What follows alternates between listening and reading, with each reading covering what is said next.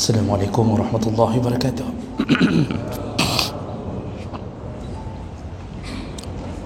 Innal hamdalillah nasta'inuhu wa nastaghfiruh wa na'udzu bihi min shururi anfusina wa min sayyiati a'malina man yahdihillahu fala mudilla lahu wa man yudlil fala hadiya lahu. Asyhadu an la ilaha illallah wahdahu la syarika lahu wa asyhadu anna Muhammadan 'abduhu wa rasuluhul karim.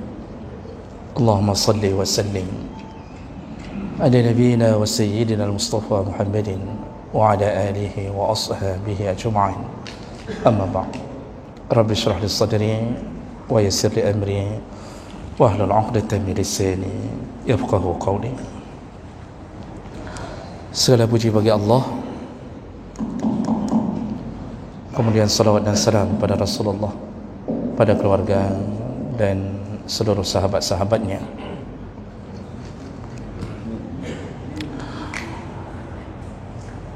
Ya Allah, muliakan bapa-bapa dan ibu-ibu jamaah salat maghrib dan isya.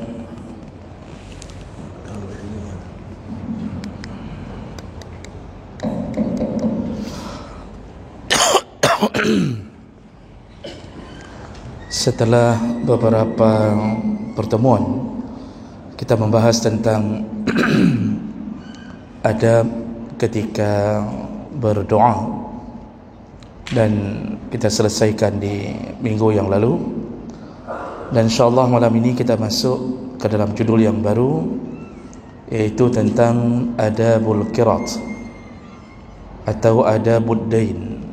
Iaitu kita akan bahas tentang adab hutang piutang. Dan adab hutang piutang ini dibahas dari dua sisi, yaitu dari sisi orang yang berhutang, apa saja yang selayaknya dia lakukan, dan juga dari sisi orang yang memberi hutang, apa yang selayaknya dilakukan. Bapak Ibu yang Allah muliakan,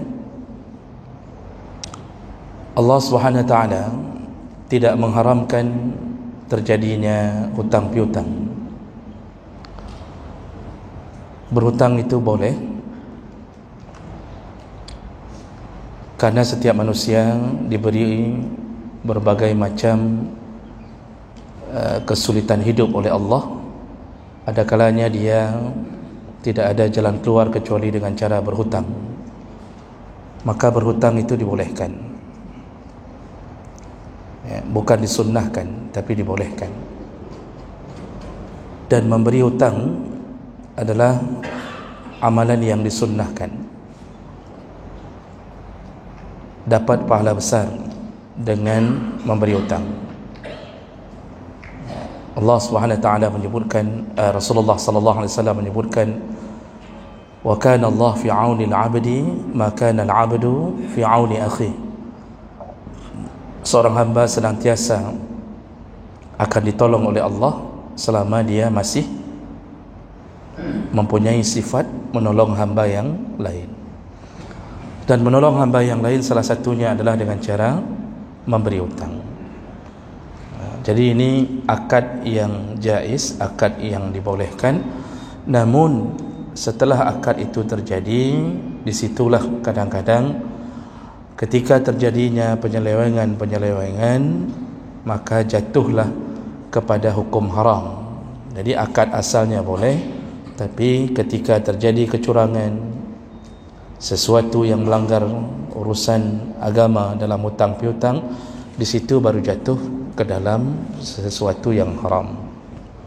Maka kita harus tahu seharusnya bagaimana sikap orang yang berhutang, dan juga orang yang memberi hutang nanti juga harus tahu seharusnya bagaimana bertindak ketika dia berada di posisi memberi hutang, dikhianati, ditipu, dan bagaimana cara menagihnya. Itu akan dibahas satu persatu insyaAllah.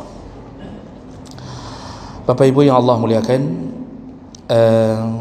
kita bahas dulu dari sisi adabun tata'allaqu bil muqtarid, yaitu adab-adab kepada orang yang berhutang atau adab-adab orang yang berhutang.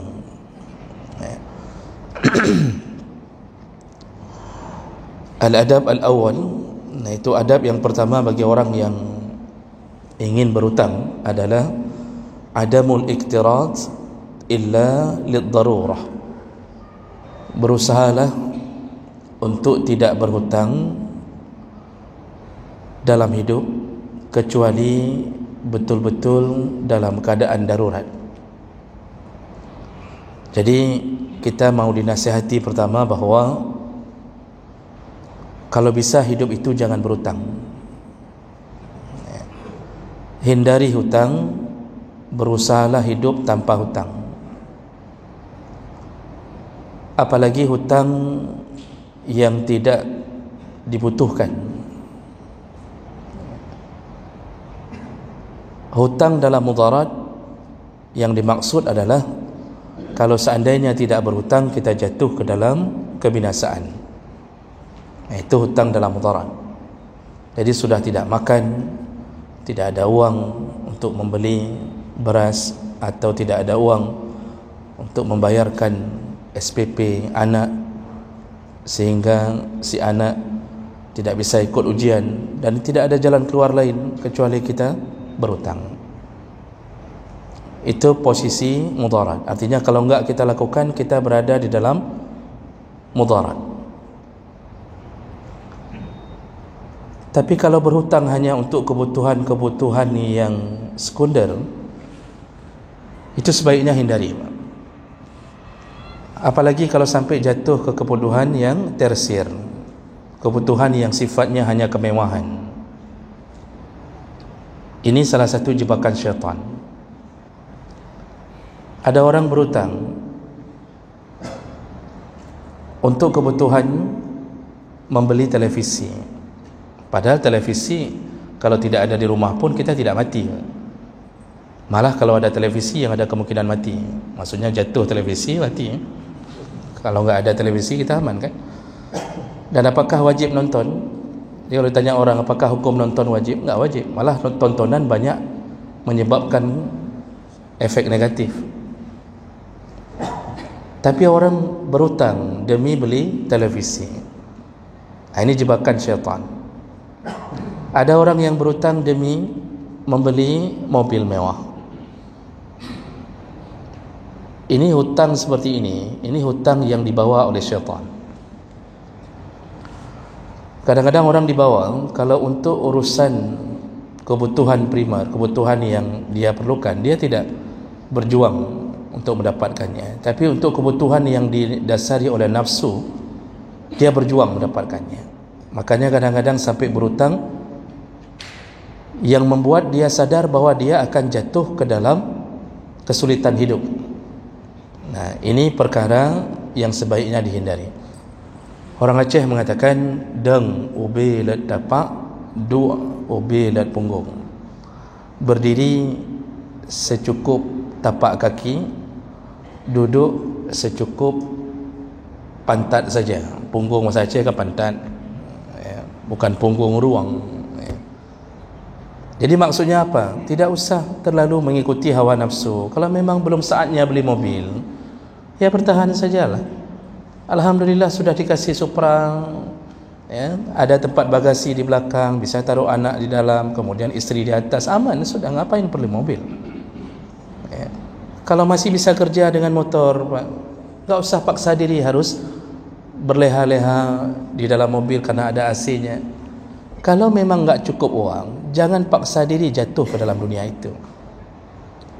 Kalau rumah memang hanya tipe 36 dan kita sudah nyaman berada di dalamnya, enggak ada uang, maka hiduplah apa adanya. Enggak perlu tambah kamar, tidak perlu tambah ruangan, tidak perlu tambah ukuran tanah. Hiduplah apa adanya. Nabi SAW, rumah beliau itu terbuat dari batu yang dilapisi tanah liat. Jadi batunya dilapisi untuk menutup celah-celah, dilapisi dengan tanah liat. Dan dalam riwayat hadis, sahabat menyatakan kalau masuk ke rumah Nabi, itu kepala itu sedikit saja naik, kita jinjit saja kaki itu kena ke plafonnya. dan plafonnya terbuat dari pelepah kurma. Dan Nabi tidak pernah merasa perlu menambah. Beliau tenang hatinya bersama Allah. Jadi jangan sampai terbuai seakan-akan untuk menghidupi keadaan kita agar lebih nyaman, terus lebih nyaman. Kita terus berutang.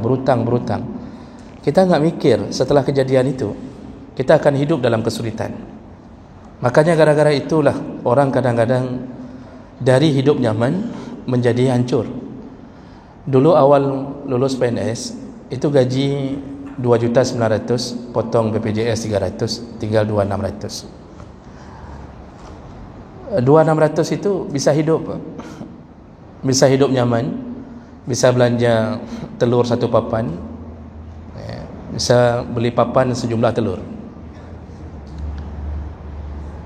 Hidup nyaman, isteri nyaman, ikan ada, semua ada kulkas satu pintu, semua selesai.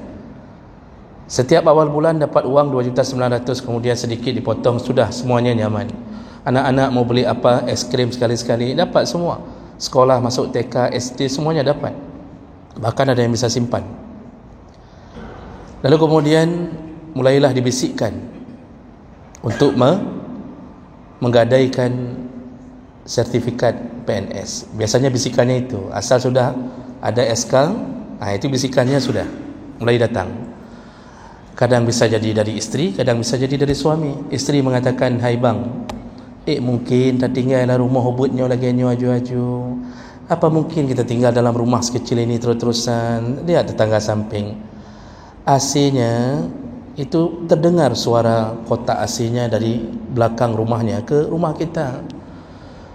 Saya masuk ke rumahnya, Masya Allah, dingin prion itu beda bang dengan dingin kipas angin kita. Kulkas kalau pakai satu pintu, itu es itu berkabut. Gimana es berkabut? Penajian esnya nggak bisa di ini lagi bang, ada lepas lagi kalau satu pintu itu.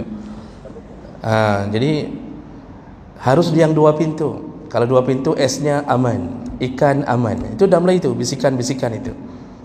Mulailah terfikir tidak sanggup lagi tahan di rumah sewa, tidak sanggup lagi pakai sepeda, lalu mulai ingin menghidupkan diri yang lebih nyaman, macam-macam. Akhirnya SK-nya diletakkan di bank, mulai berhutang. Hutangnya hutang dalam keadaan bukan Islami pula, hutang riba. Dan hasil marginnya itu kalau diambil 10 tahun begini, 15 tahun begini, akhirnya dari 2.600.000 tersisa. Gara-gara ya pegat rumah, gara-gara ya pegat blok kulkah raya, beli ini beli itu, tinggal uang Rp499.000 berbulan. Karena setiap bulan harus dipotong sekitar 2.200.000, tergantung berapa tahun. Setelah kejadian itu, maka mulailah hidup dalam rumah tangga porak-poranda. Rumah tidak selesai, kulkas sudah ada 2 pintu. Selayaknya rumah itu bertambah dingin dengan kulkas itu, tapi bertambah panas. Isteri mengatakan, mana mungkin kita hidup dengan 499.000 ini, pejut dah belau lewetnya. Suami mengatakan, kengkah yang you Roji, kan kamu yang suruh ambil uang, suruh buat ini buat itu. Kata isteri, mana bodoh kamu taat saya, seharusnya saya taat sama suami, bukan suami taat sama isteri. Ini sama-sama setan saya simpang. Mulai ribut, terus ribut. Itu kalau dulu ribut cuma akhir bulan. Semenjak 500.000 ribut Pak, awal bulan sampai akhir bulan. Isteri minta cerai berulang-ulang, sedangkan tagihan hutang masih 10 tahun yang akan datang. Mulailah terjadi kehancuran. Akhirnya apa? Porak-poranda. Anak-anak masuk sekolah pertama, ketika masuk pesantren, hutang belum selesai. Masuk pesantren rata-rata sekarang bayar 9 juta, 10 juta bayaran pertama. Panik copeng, utang dah. Berutang lagi, terus hidup dalam hutang. Jadi syaitan membuat hidup itu begitu kacaunya. Lalu kemudian mulailah menipu. Yang seharusnya masuk kantor, gara-gara di situ cuma keluar 500.000, dia tidak masuk kantor lagi. Sudah mulai cari kerja di tempat lain, tapi ambil gaji di situ. Ada yang datang modal fingerprint saja kemudian berangkat. Kenapa? Dia harus cari di tempat yang lain. Dia pergi kantor kadang-kadang dengan becak. Nanti fingerprint, lalu tarik becak. Padahal di sana kewajiban. Kenapa? Harus menambahi dan menutup hutang-hutangnya. Terus semua, kekacauan semua terjadi. Hancur-hancuran. Itu akibat apa? Tidak merasa cukup dengan hidup yang diberikan Allah. Dan itu sudah banyak terjadi. Jadi nafsulah yang menjatuhkan kita. Maka Allah mengatakan, wa inna nafsa la ammaratun bisu. Berhati-hatilah, nafsu itu la ammarah. Allah pakai lam taukid. Nafsu itu benar-benar mengajakmu kepada keburukan. Yang sedekah-sedekah enggak ada lagi tu. Apa cerita sedekah? Utang tak bayar-bayar.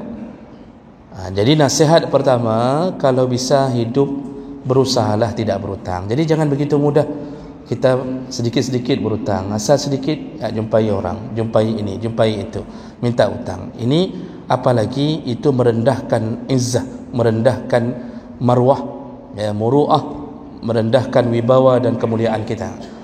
Kita kalau sudah sering tangan kita begini, walaupun orang punya belas kasihan untuk kita, sayang, kasihan, tapi ketahuilah derajat kita pada waktu itu turun. Kita tidak lagi dihargai orang. Mungkin dikasihnya, tapi orang akan berkata kepada istrinya, hai daging li apanya, nggak sanggup kita lihat lagi apa itu. Apa itu apa? Om itu apa? Bapak itu nggak sanggup kita lihat lagi. Sebentar berhutang, sebentar berhutang.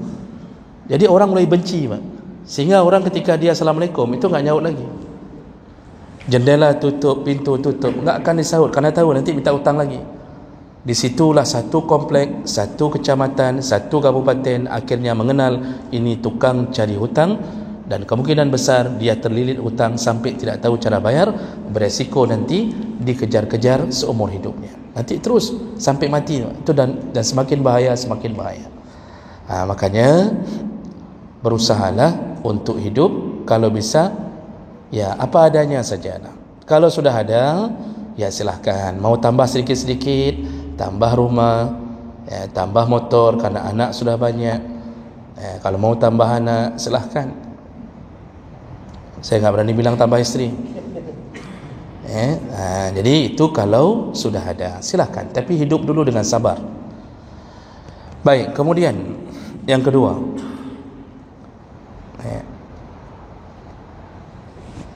adab yang kedua ketika mau berhutang, ayyaqtasira fil iqtirat ala ma yulzimuhu. Kalaupun harus berhutang, jatuh ke dalam kondisi darurat, maka berhutanglah secukup kebutuhan saja. Jangan sampai dibebani oleh hutang. Wa iza iqtarada falyaqtasir ala ma yakfihi li tahqiq gharadihi min al-qirat. Jadi seandainya memang harus, kita butuh uang untuk bayar SPP anak, uang makan ada, tapi enggak ada uang berlebih untuk bayar SPP. Atau anak kita mau berangkat menyambung sekolah S1, kebetulan dia pintar mau keluar negeri, lalu kemudian kita tidak ingin kecewakan dia, tapi butuh uang tiket. Pinjamlah secukup uang tiket saja. Oh, enggak cukup untuk beras, pinjam secukup beras saja. Uang untuk beli tomat, bawang ada, enggak usah pinjam, tidak usah berhutang. Jadi secukupnya saja. Jadi jangan beg galak-galak udip lah hutangnya. Kadang-kadang ada orang butuh 100.000, dia pinjam 1 juta, 900.000 itu dia berleha-leha dengannya. Ini awal kehancuran hidup. Akhirnya bertumpuk. Jadi secukupnya, maka itu akan membuat kita terasa ringan. Nah, kemudian adab yang ketiga, ayataharra al-iqtiran ana rajulin salih. Kalau bisa berhutanglah pada orang yang saleh. Seandainya pun harus berhutang, maka berhutanglah pada orang yang saleh. Kenapa disunnahkan atau dianjurkan berhutang kepada orang yang saleh? Iza iqtarada min rajulin salih irtahat nafsah. Orang yang berhutang kepada orang yang saleh biasanya lebih tenang hatinya. Karena orang yang saleh itu biasanya akan banyak kemaafannya, banyak keringanannya. Dia faham ilmu, dia tahu bahawa kalau meringankan hutang begini-begini. Dan itu orang yang faham agama banyak, ketika dia menjadi korban hutang, itu banyak pertimbangan. Jadi hanaga hambur laju, Pak. Dia tidak menghamburnya terus. Kalau orang, Pak, kita berhutang sama orang yang enggak ada ilmunya sama sekali, tidak ada ilmu agama, tidak saleh, itu begitu sedikit bermasalah, itu langsung parang dibawa ke rumah. Jadi nagih hutangnya dengan parang.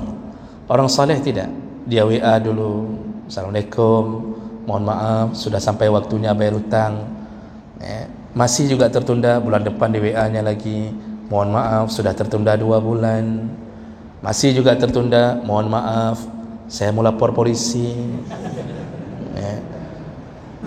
Tapi banyak kemaafannya, istilahnya enggak langsung masuk ke dalam suasana yang mengerikan, tidak.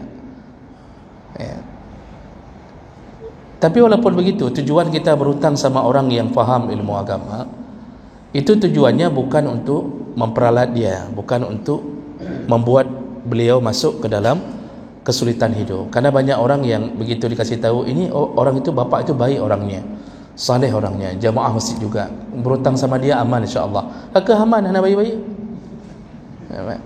Karena merasa tenang, bapak itu orangnya lembut kali, enggak mungkin dia begini. Udah, kita akhirnya menyakiti dia.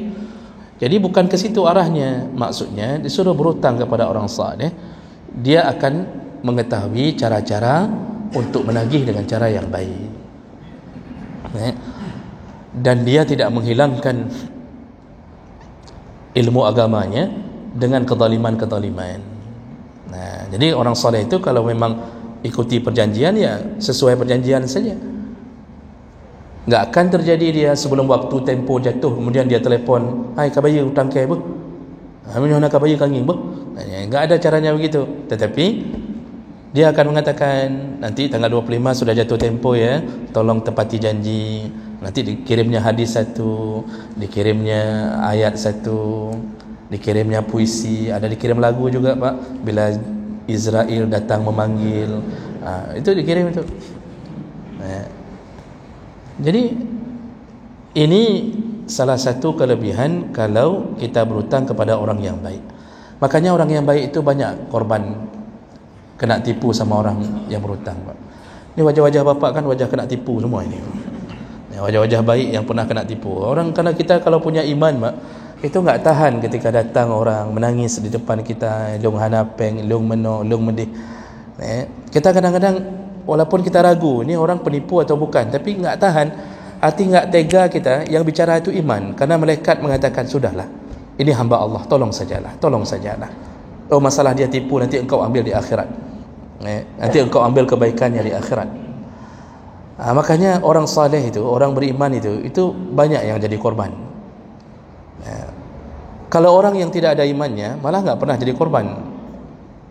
Karena dia dengan tanpa iman yang bagus, dia berubah jadi pribadi yang pelit. Sehingga ketika ada orang berhutang, dia langsung, dia tidak lihat kondisi, kah pugasin kah, begah drogasin, kamu ngaku-ngaku miskin, saya dulu juga miskin. Nggak usah sok-sok berhutang di sini, saya juga dulu miskin, saya hidup cari uang sendiri, semua sendiri, keluar. Disuruh keluar, Pak. Pergi cari sendiri sana. Jangan hidup malas, dimarahinya lah. Itu yang begitu mungkin dia selamat, tetapi imannya tidak bergerak. Karena kita kalau bergerak iman, ragu-ragu ada, ini ditipu apa enggak. Apalagi kita lihat orang yang bawa sertifikat, ditulisnya nama pesantren, dia minta dikasih sertifikatnya, taruh foto-foto. Mau kita cek di Google, apa betul ada pesantren itu, pulsa enggak ada.